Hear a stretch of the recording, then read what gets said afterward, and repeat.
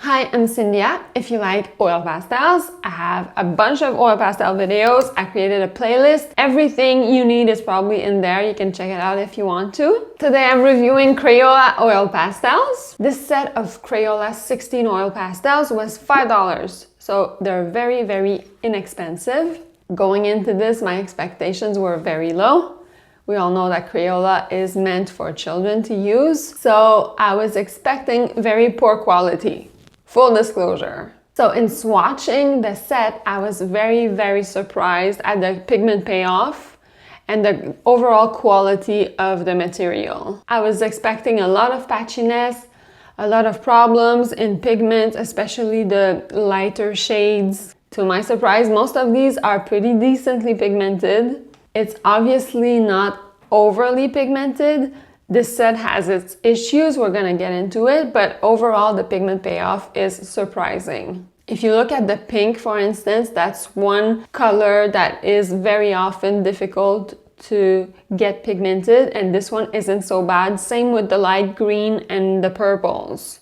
The problem comes when trying to layer and blend. Typically with other brands of oil pastel, you can layer a bunch of them on top of each other, maybe 4 to 5 or 6 layers, and you can make it work. At some point, the paper can only take so much, no matter what kind of oil pastels you have, but you can at least expect a good 4 layers without any problems peeling off or patchiness or gumminess. So these have all of these problems when you try to layer maybe more than 3 on top of each other. So that's the main difference, I would say. Same thing when trying to blend. I use my finger trying to blend the color and try to make them melt into each other. I was somewhat able to get a decent result, but it's not optimal by any stretch. So I decided to compare them to my favorite affordable set, the Pentel Arts set, which I reviewed fully in this video if you're curious to watch it. The result is that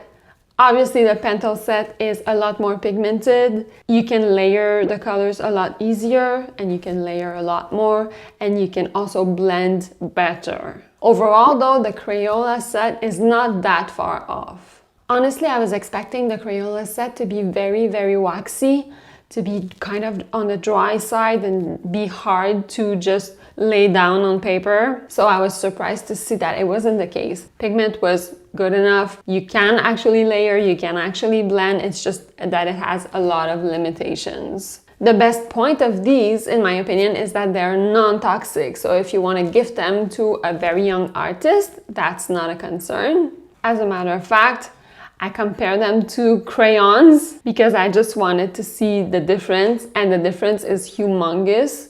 After seeing how crayons are basically not pigmented at all, they're kind of like a piece of wax with like a hint of color. I can't see myself ever buying crayons as a gift to a kid. I would most definitely buy this oil pastel set. It's just better. There's actually color and you can actually have more fun with it rather than crayons. Considering all that, I wouldn't keep a set in my permanent collection, but I would most definitely gift them to children. They are impressive for what they are.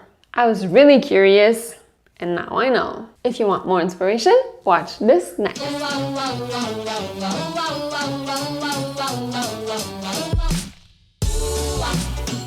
you're the one for me. Baby, you were meant for me. I'm madly in love with you.